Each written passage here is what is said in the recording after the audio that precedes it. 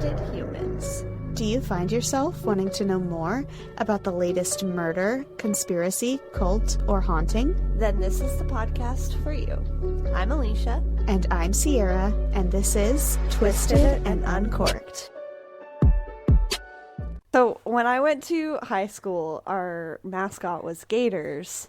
Like the Walnut Grove Gators. I'm just trying to Gators. Yeah, see? That's exactly what made me think of it.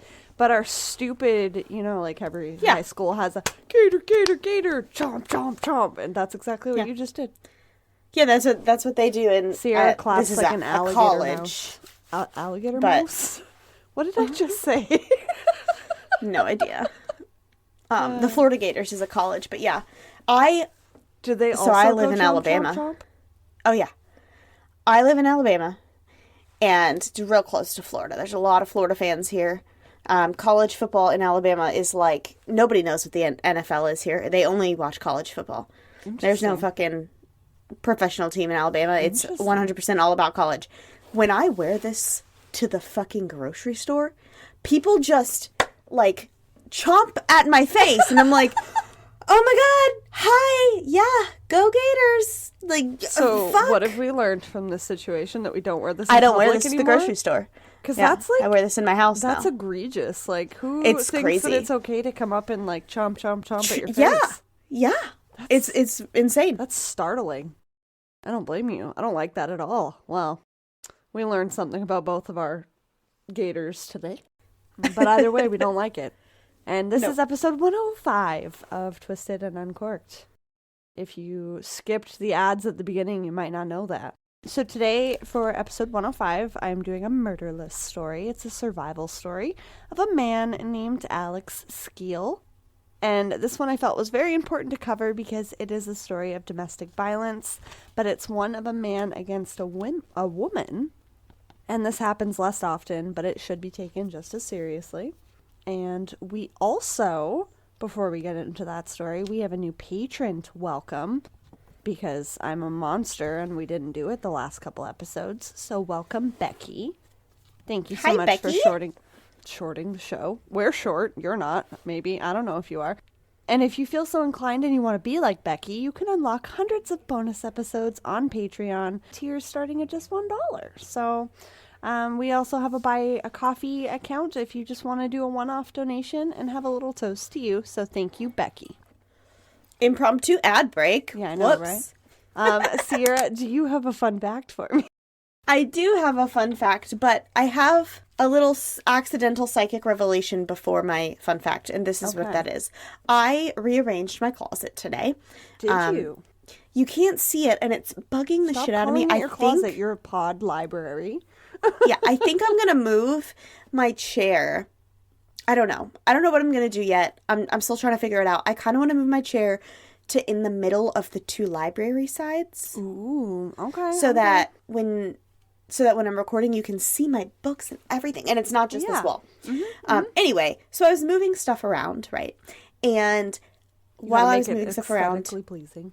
I pulled out all of my witchy stuff that I had in a box that I just... didn't know where to put before. I put it all out. And I found these...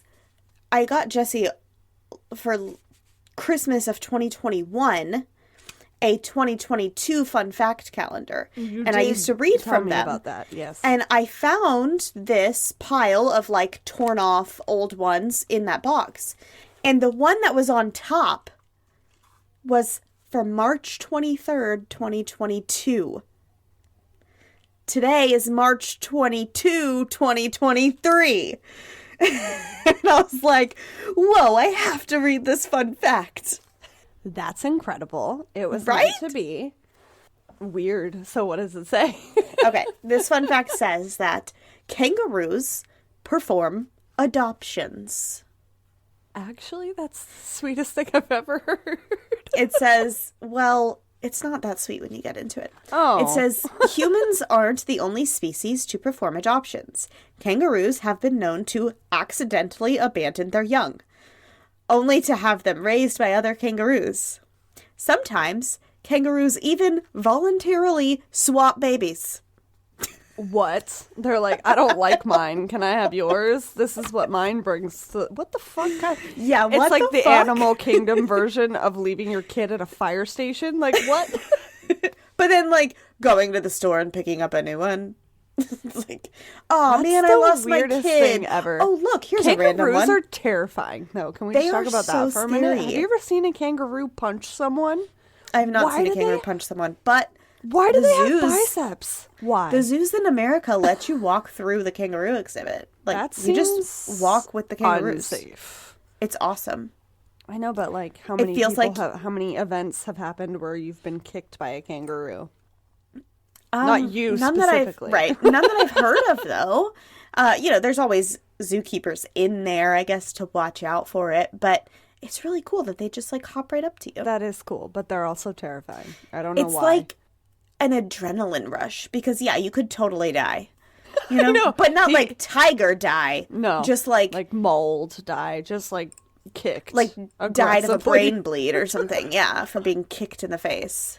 I watched a kangaroo video where he like if you smack the sides of somebody's head and it's like supposed to like stun them. I watched somebody get that done by a kangaroo in like Australia. That's why That's we terrifying. constantly ask Kylie if she's okay. We have more than one listener in Australia. She's just our only Australian patron that we know from that. Yeah. So Kylie, are you guys okay? Don't get sideswiped by a kangaroo. And that's super funny that you have a fun fact about animals because that You is always the have fun perfect... facts about animals. Okay, I try and space it out so that I don't come across as a psycho. I don't know why I chose to read this on my phone. This could be so much easier on myself, but I'm not doing it. So my fun fact is completely random, but also not because apparently I'm predictable as fuck. So the last few days I've been hearing little scratching noises outside where I record is my bedroom and I have a sliding glass door here. Mm-hmm. And I've been hearing little scratching noises and we have a mouse problem on like the bottom floor. So I panicked and I was like, oh God, do we have like mice up here now? Not mice, a family of raccoons. Uh-huh. So Fun times. I'm like, cool, that's fun. They're cute. I love a good rake-in.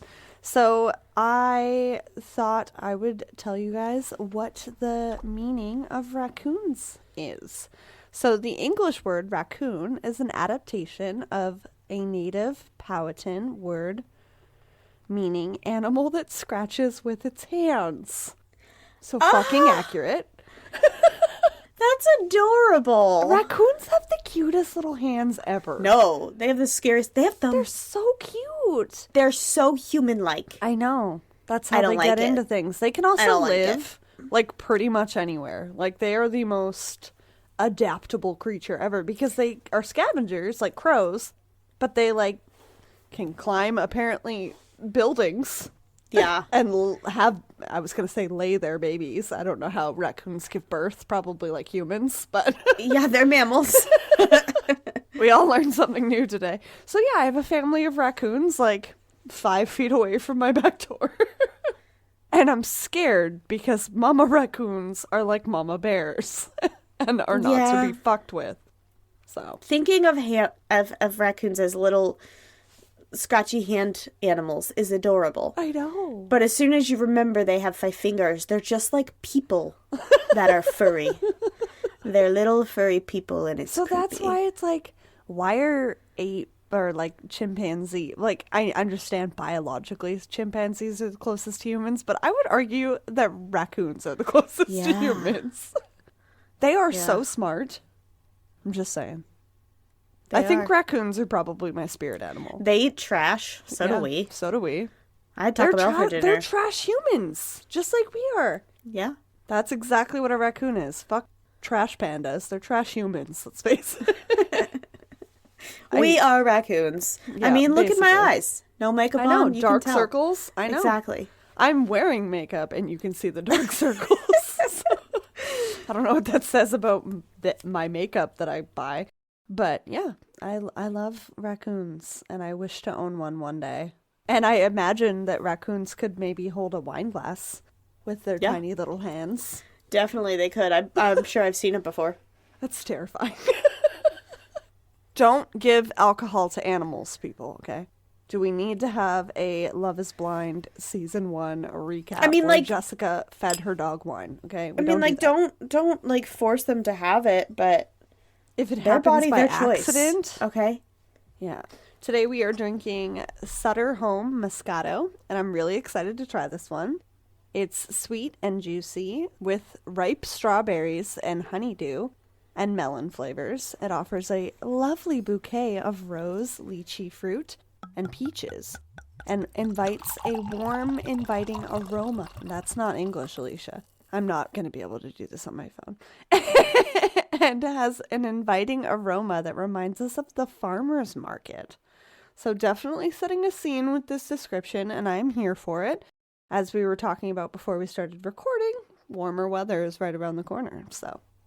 The wine is labeled on the sweet side, as many Moscatos are, so let's give it a try, because I know you and I aren't too fussy on super sweet wines. It's not as sweet as I thought it was going to be. Definitely not as sweet as I thought it was going to be.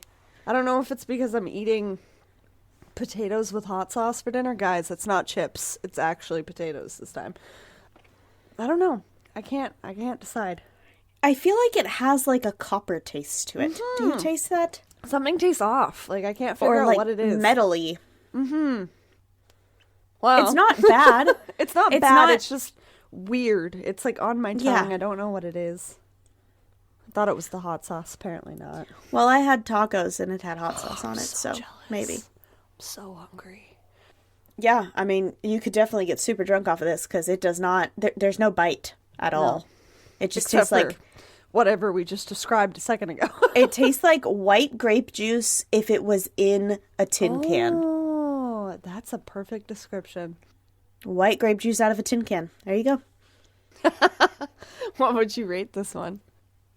I don't know, because it is so easy to drink. That's a plus. Mm-hmm. But I don't actually love it, so that's a minus. Mm-hmm. I think I'm going to give it a 7. 7 out of 10. I think I'm going to give it a 7.5. Yeah. And Sierra, when she texted me, she was like, it was super reasonably priced, too. It was only $6. Yep. Do you want to guess how much it was here? Because that's a fun game to play. 10. $13.99. Oh, my God. That's insane. That's okay. Worth it. I get to have a glass of wine with my best friend on a Wednesday and tell you a super dark story. Tell it to me. But before we get there, we are going to hear a quick promo from our podcast friend, Evolve with Ella. Her podcast is all about self-help and wellness and bettering yourself and all things positive. So add that to your palate cleanser schedule. And we will be right back. Welcome to the For Better Self and Net Worth podcast. This is a podcast where I encourage you to live the life of your dreams by adopting the right mindset, navigate tough challenges, and show respect to your bank account. I interview entrepreneurs and empire builders from across the globe as they have ditched the societal norms and safe bets to build the lives that they wanted. I also have a few solo episodes where I talk about the lessons I have learned and how I've navigated life in a world full of naysayers, negative mindsets, and money grabbers to obtain overall happiness with a side of financial freedom. I'm glad you are on this journey with me. If you're listening on Spotify, make sure you hit subscribe. And if you're listening on Apple, make sure you leave a review. We independent podcasters want all the support that we can get. Most of all, I hope every episode of For Better Self and Net Worth leaves you inspired and on fire to live your best life without breaking your bank. So, like I said at the head of the story, we were talking about Alex Skeel today. Alex Skeel was born on August 17th, 1995, along with his twin brother, Luke. Their mom was actually told that they were likely going to lose one of the twins, and when he was born, he was extremely underweight compared to his brother, weighing only 2 pounds. But he was okay. Alex loved soccer and was extremely close to his grandpa. He would spend his weekends out playing soccer and didn't much have an eye for any girl until he met Jordan Worth. In June of 2012, he went to watch his friends play in a performance at school. and Jordan was there supporting a friend of hers as well. The two struck up a conversation, and the rest is, as they say, history. He thought she was sweet and caring, and she had a confidence in her that allured him, as he wasn't so confident himself. He also, of course, found her extremely beautiful. He was, as his family said, smitten. And this story takes place in the UK. Okay. Just so everybody knows. So they did call it football when he was telling the story. However, it felt wrong because I've never referred to soccer that way, so... But we do have a lot of listeners in the UK, so I just want to give credit where credit is due. Everybody in Alex's life thought that Jordan was a lovely young girl at first. Slowly, there was a little bit of a controlling nature that started to come out, saying things like, "Oh, I don't really like that color on you. You should wear more of this." Or, "Those shoes aren't great." Or, "You should wear your hair like this," etc. And they're in high school? He was 17 when they met, so. And Okay. she had just, they're about to have their 18th birthdays a couple months apart, so. Yeah, Okay. their graduating year. I also think it's interesting that they call it college in the UK. And I remember that because I had a boyfriend that I never met in person when I was in high school that was from the UK. I remember him explaining that to me and me being like, that's really weird that you guys call it that. So They call high school college? yeah, it's very different. And their university is fucking free, but that's a separate problem. Anyways, we know that this is very common with abusers, that they start to become very controlling. And it is okay to let your partner know your preferences in a healthy and constructive way. Like me telling Kevin I think he looks sexy in jeans and a white t-shirt. Like that's a nice thing to say to your partner. But, you have to style your hair like this. Fuck all the way off. It's my hair. So yeah. Just letting people know, because I know weirdly we have like a younger demographic of people that are listening now all of a sudden, like 16 to 21. I'm like, why? We love you. Yeah, we do. She's just confused as to why you love us. We are old. No, I'm joking. So yeah, there is a healthy way of saying that. Alex and his family went to see the Lion King show in downtown London for Jordan's 18th birthday. The group separated after the show, saying their goodbyes, but his mom got a text around midnight saying that Jordan was gone and that Alex couldn't find her anywhere. They looked for her for about an hour, and Alex found her in the hotel reception area, laughing her ass off. So the show itself was hosted within a hotel in their little amphitheater thing. So she just disappeared and just thought it was really funny that he was so concerned and like, where the fuck did you go? So not cool. Especially when your boyfriend's family takes you out for a show. She was just like playing a prank? I don't really know. That wasn't clear because we don't hear from Jordan for the That's documentary that I used for a lot of my research, which was a BBC documentary called I Survived. I used that same documentary series for episode 70, Soulmates, on Danielle and Daniel, who were attacked and survived. Right. It's a great series if anyone hasn't watched it. Yeah, I've seen that before. It's really good. It is really good. So, a few months later, on August 17th, 2013, it was Alex's 18th birthday, and his family threw a big bash. Alex's mom always loved throwing parties for her boys. They had themed invitations and a big cake and a photo booth, and she loved to just celebrate her kids, especially when she thought she was going to lose one of them. So, it was a big deal for her. The daughter of one of Alex's mom's friends, who isn't named in the documentary and I couldn't find it, would come around every now and again, and they were like family friends. I don't know about you, but I had people like that growing up that were kind of like my siblings, but they were friends with my parents as kids. Right. My family, or, my kids, we call them cousins. Mm-hmm. Yeah, exactly. Kind of like, I get to be auntie, but I'm not related to you. It happens in families, so this is normal. But Jordan was clearly jealous and said that if this 15-year-old girl was going to be there, that she wasn't going to go. And I wrote in my notes, what the fuck? It's your boyfriend's birthday. Like, grow up. Yeah, why? Also, there was no history between them. And like I said, it was more of like a little sister dynamic. Halfway through the party, everybody started hearing shouting. Jordan and the 15-year-old girl were fighting.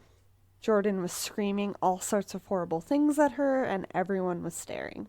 Alex said he remembered being really embarrassed, but this was the final straw for Alex's family, and they started to express concerns for their son. At first, he didn't see it, but during one argument together, she snapped his SIM card in half, and that was just it for him. Like, that's your government, like, identity number that you use to apply for jobs and stuff. It's like, called a what? A SIN number. Social insurance number. That's what we call it in Canada too, but it makes sense. We're owned by the British monarch, so she snapped that in half. And it's a lot of work to get that reissued because you have to prove you are who you say you are and blah, blah, blah. So he was like, I'm done with this. This is population crazy town that I don't need to be a part of. And they broke up. The breakup didn't last long, though. A few of Jordan's friends dropped her off at Alex's family's house, and she told them that she was pregnant. Alex's mom thought that this was just a ploy to get him back and encouraged that she take a pregnancy test there at the house. And she was, in fact, pregnant. Oh, dang, I thought for sure it was fake. I know! Alex was told that he didn't need to be with her by his family, but that he did need to step up and stand by her and support their soon-to-be baby. Alex agreed. He couldn't deal with the mind games and the extreme jealousy for no reason, but he wanted to be a good man and a good dad. After this, he didn't hear from Jordan for an entire year. She completely ghosted him. The fuck? Then, one day out of the blue, Alex's mom got a text message from Jordan saying, "Are you willing to meet your grandson?" And of course she's like, yeah. When she walked up to the front door with the baby in hand, Alex's mom said that he was a spitting image of her son as a baby, and she instantly fell in love. Obviously, Alex was just beside himself, and he was so mad. After, you're 18, you're wrapping your head around being a dad with somebody that you're not with anymore, and then they ghost you for an entire year. So, yeah, it's really weird. He was obviously upset, and it makes sense. And Alex's mom completely understood where her son was coming from, but of course she couldn't turn her back on her grandson now that she'd met him. She fell in love with him. So she said that Jordan seemed, to be a lovely version of herself again, and that they were all hoping that maybe becoming a mom had changed her for the better, made her grow up a little bit. Mm-hmm. Alex's mom obviously knew that, this had really hurt her son, and so she arranged for Alex to be able to meet him without Jordan there. And like I said at the head of the episode, growing up, Alex was always really close with his grandpa, so he said that he really wanted him to be there to support when he met his son for the first time. And just like it was with his mom, it was love at first sight for him. Aww. Before long, everyone was getting along, and Jordan was continuing to be this amazing version of herself, and Alex slowly started to let her in again. And then they officially got back together, much to his friends' dismay. That little official in a relationship Facebook status popped up on all of their feeds. Mm. And Jordan and their son TJ moved into the family's home. Because Alex was still living at home, so she moved in with them. Yeah. One day, while they were out driving in July of 2016, they saw Alex's mom's friend's daughter. I know that's all very confusing, but none of these names were listed anywhere, so bear with me here. That same 15-year-old that they had been fighting with a year ago, or she had been fighting with, started walking towards the house because she was going to say hi to them. Yeah. Jordan started yelling abuse at her, quote. When they got home, she packed up all of TJ's and her stuff and said that it was them or her. Of course, Alex was incredibly torn, but he eventually chose TJ and Jordan because he was so worried that if he didn't pick them, that he wouldn't be able to see his son anymore. I'm so confused why she's, like, freaking out about this. It makes no sense. She's unhinged, and this is just the little nuggets of the beginning. And I am the number one advocate for not calling girls crazy and emotional and blah, blah, blah, blah, blah, and all the things that we're stereotyped to be. But she is not helping those stereotypes. We can talk about it afterwards, but something is wrong. Yeah. So they all moved out of his parents' house, and he would not see his family for the next 2 years. Oh my God. Twisted and Uncorked will be right back. If you prefer not to listen to ad breaks, head on over to patreon.com/twistedanduncorked for more information on receiving ad-free episodes. So his mom was so desperate after not seeing her son for 2 years that she just sent him like an e-transfer of a couple of dollars to send him a voice, like a memo with it, saying that I love you, because all other contact had been cut off. Mm-hmm. And she got a message back saying, I hate you, don't contact me. Now, if I'm being honest, it wasn't clear, but I obviously do not think that Alex sent this. I think this came from Jordan. Yeah.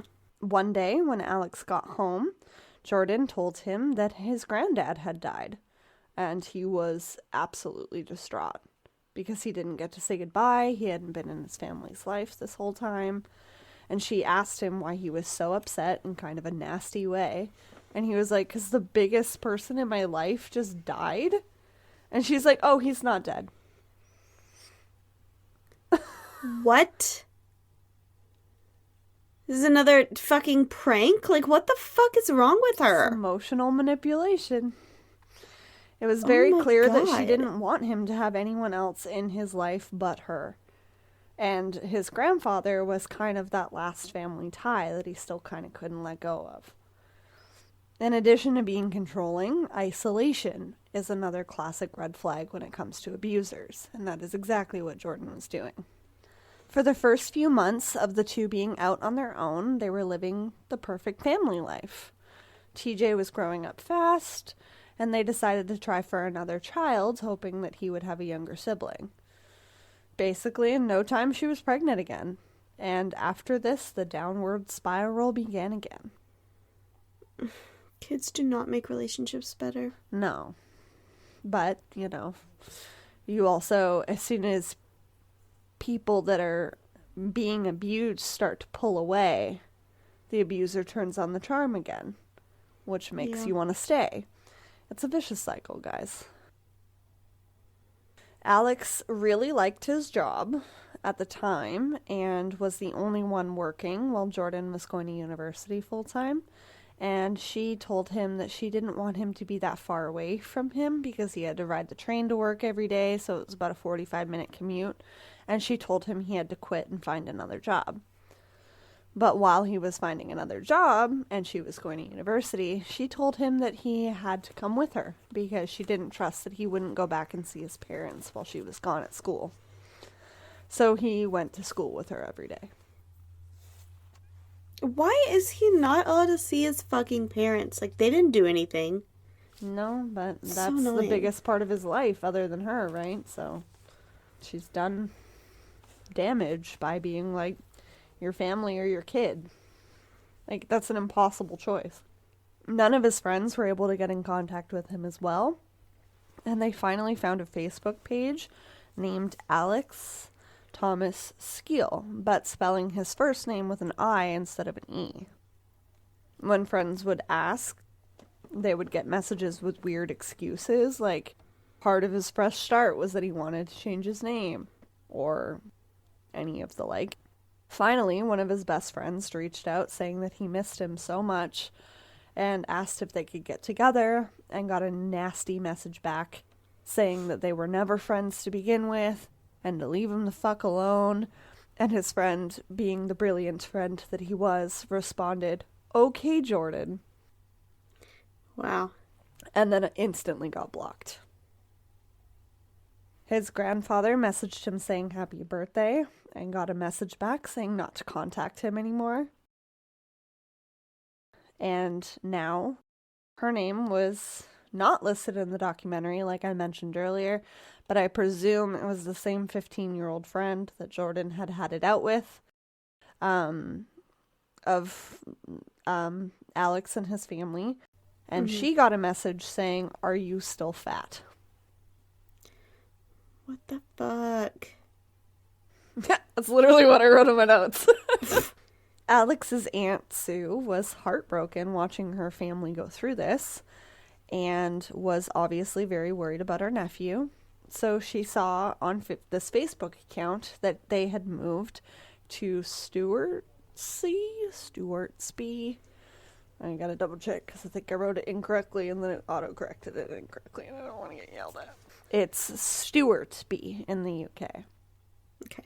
So that is where they had moved. So this is not a huge village, so that she knew she had a starting point at least. And her son, so Alex's cousin, went out looking for him. And Jordan really loved elephants. Can relate, but we do not claim her.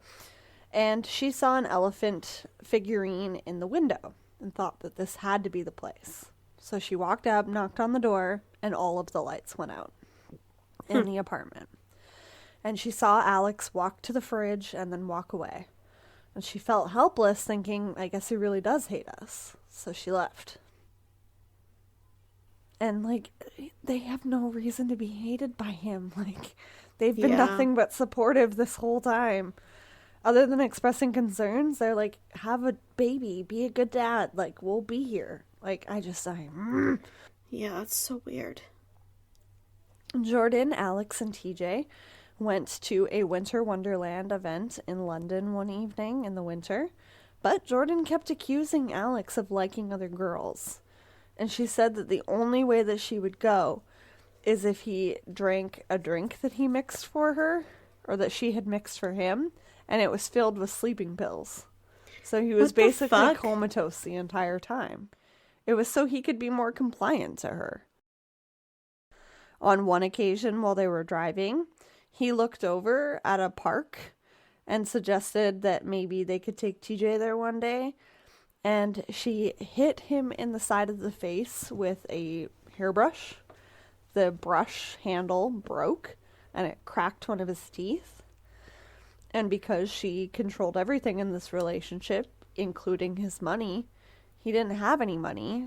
And he didn't want to go to the dentist and admit that this has been what happened to him. So he just ripped the tooth out himself. Oh my god. She wouldn't let him sleep in their bed. He slept on the floor in their room while she and TJ slept in the bed. And the abuse started to escalate.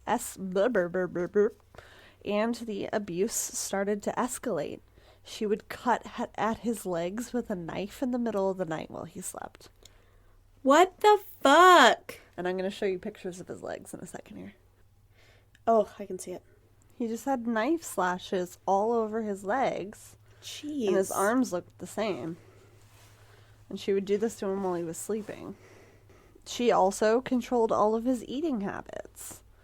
She basically didn't let him eat. There was a couple of occasions where he would be like, hey, I'm really, like, feeling pasta for dinner. Can we make pasta? And she'd be like, no, I'm not hungry. And he'd be like, oh, okay. Like, cool. And at this point, he was just so broken down that he just didn't even know how to fight back anymore. During the interview talking about this part of his life, he said that his body was literally just starting to shut down. He was so injured, you know. She would hit him over the head in his sleep and he would wake up with like blood all over the side of his face. Like, he was just a broken man at this point. One night he called his Aunt Sue, the same one that had showed up at the house that one day, and asked her to come and get him. She and his dad went to get him and took him out for the night. They went for dinner, and they said that he ate more than he had ever eaten before, and he was a teenage boy at one point. They also took him to a concert, and they really didn't want to drop him back off at home, but they did because he insisted. And that night, Jordan poured boiling water all over him while he was sleeping. Oh my God. Which brings us to the night of June 3rd, 2017. June 999 was called. That's such a good number. A good date. I know. Well, it is a good date. It's got a, well.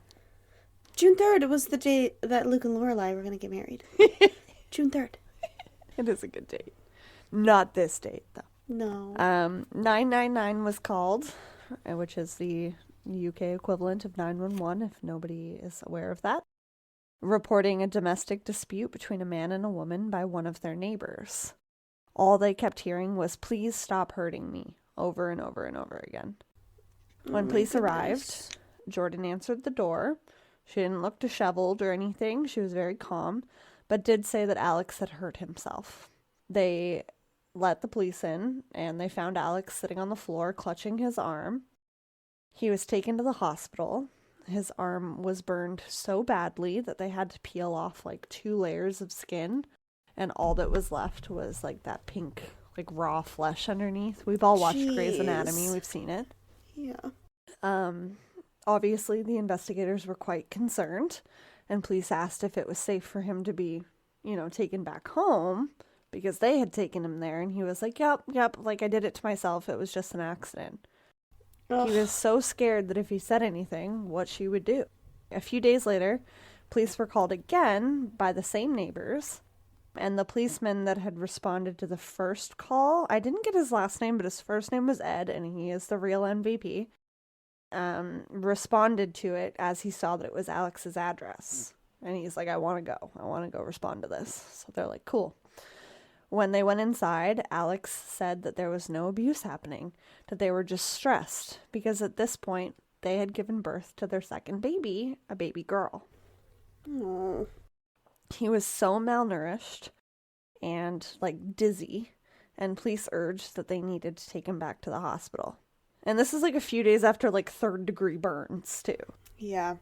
He was admitted to the hospital, and that same police officer, Ed, was like, come on, talk to me here, man to man. And Ed said that he really identified with Alex because he was only a few years older than him. Goodness. And he's like, can you tell me what really happened here? And he's like, I said I did it to myself. And then finally Ed turned off, the cameras and stuff that police wear. And he's like, all my cameras are off. It's just me and you here. Can you please tell me what's going on? And Alex broke down, saying that she had done this to him. I'm gonna cry. After being overlooked by all the doctors at the hospital, they said that he was 10 days away from dying.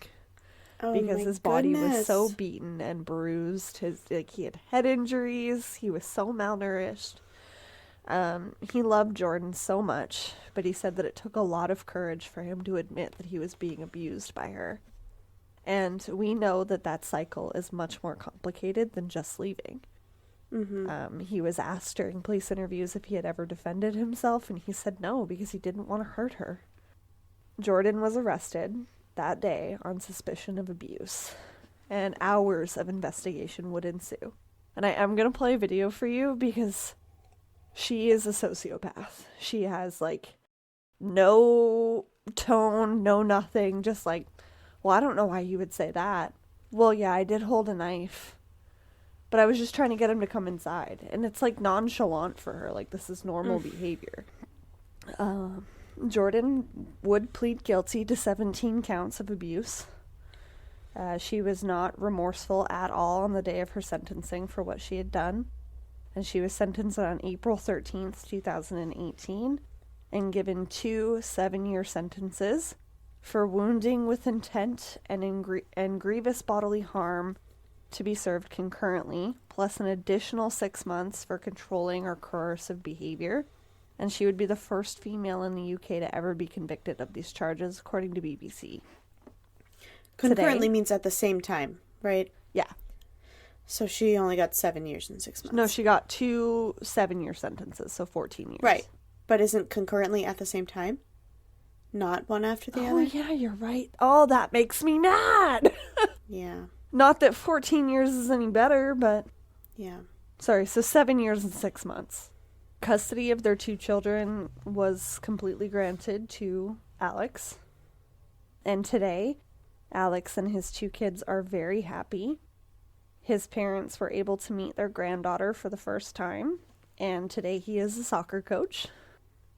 He is very happy and he is doing very well and is really enjoying being a dad to 2 young kids. He also speaks regularly at domestic abuse seminars and helps men understand the signs of abuse from women.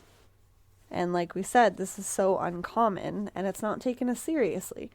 Like the whole time, I'm sure many of you are thinking, why doesn't he just leave? Why doesn't he just defend himself? But it's the same as if a woman was in the situation. They break you down to a point that you feel like you can't, or they feel like you shouldn't, or they feel like, you know, oh, there's all these good days around the corner. And it's also a complicated situation because they have 2 kids together. And I'm sure to an extent he was worried about leaving his kids with her.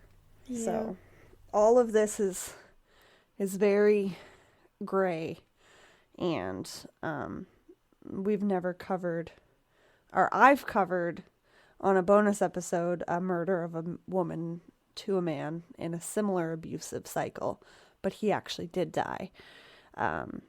So I'm really glad that same outcome was not, you know, Alex's fate. Yeah. But it's incredibly scary, so. He said that the day that she went to jail, he felt like he could look over his shoulder again and not be scared. So, it's crazy. It really broke my heart.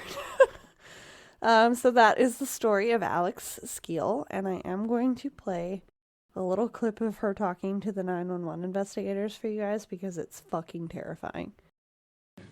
Go at him about this period of time that you had a break in your relationship, okay? It always goes back to that. And that you question him. It always goes back to that. And that you go on about it a lot.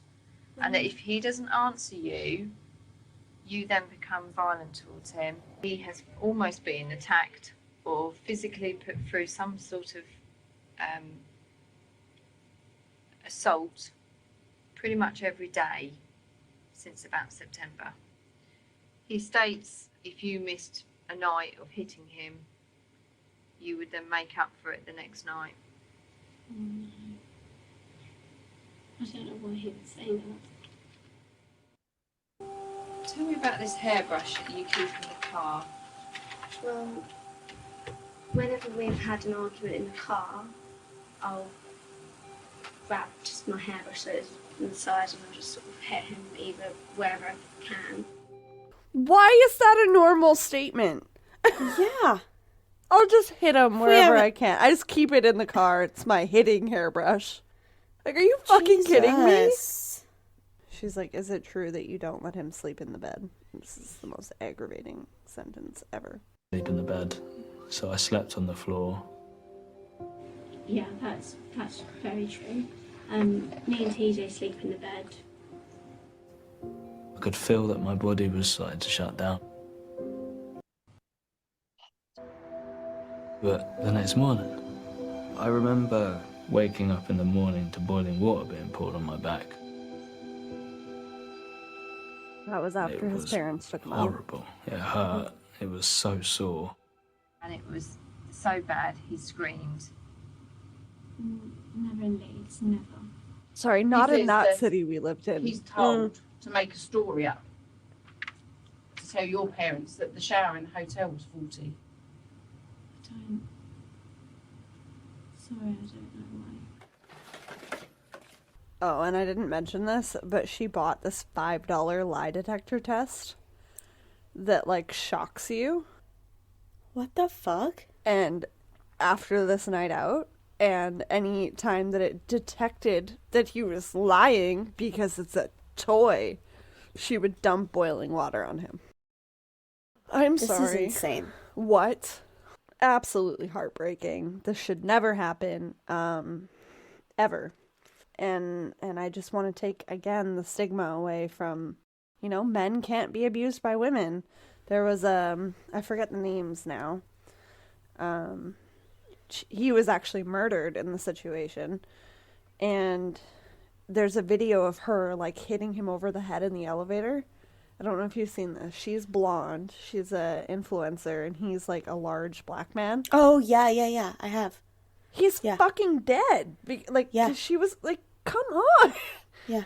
And it's like, again, you don't want to defend yourself because you risk hurting the person. And then you are pinned as the person that did it because you're the man in the situation. And you should be able to...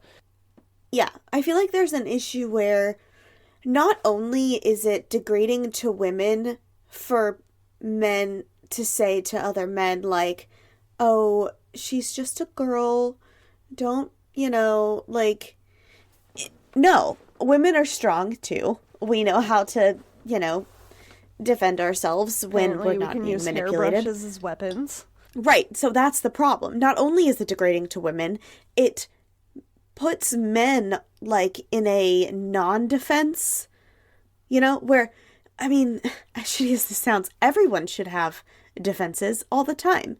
Because some humans just fucking suck. It doesn't matter if you're a man, a woman, non-binary. It doesn't fucking matter who you are. You should always have some sort of defense up. Like, I'm not meaning for this to sound victim blamey, but no, for you to teach to your kids, women are soft, gentle people. Don't mess with them like that. First of all, that's fucked up for the woman who's like, actually, I'm a strong fucking person. Mm-hmm. Second of all, it's destructive to the man who may grow up and have a woman beat on him. And he's taught, oh, I can't do anything about this because she's so fragile. I could hurt her. Yeah. No, she's hurting you. Yeah. Ugh. Yeah. It's so aggravating.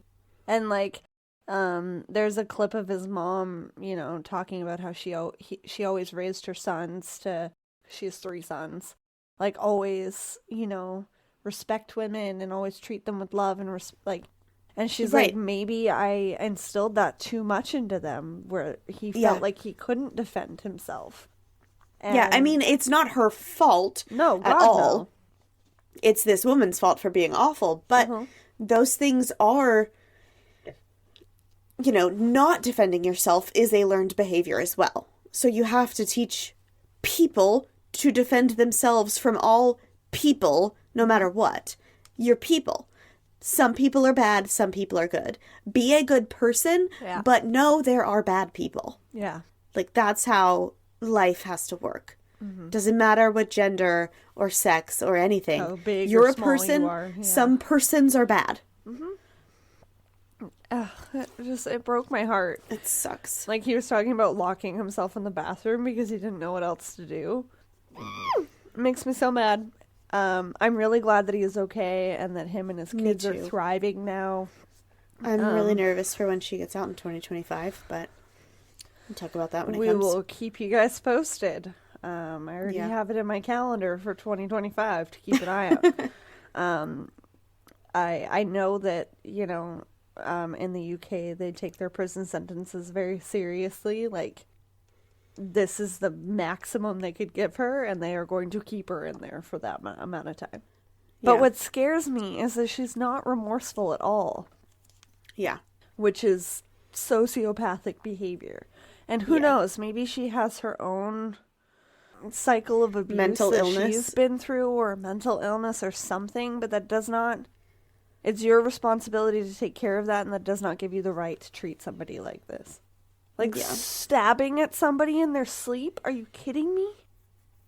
That's insane. I know this was a heavy episode, and these are the things that she does to a man she's supposed to love. What would she do to her children if they did something wrong? That's what scares the As shit they out of inevitably will, because they're children. Yeah. That's what children do. Yeah. We have a platform. Sometimes we gotta send a message. This is one of those messages. Thank you guys for listening, as always. And I know Sierra is going to give us hope for the end of this episode. I found a little story, quick little thing.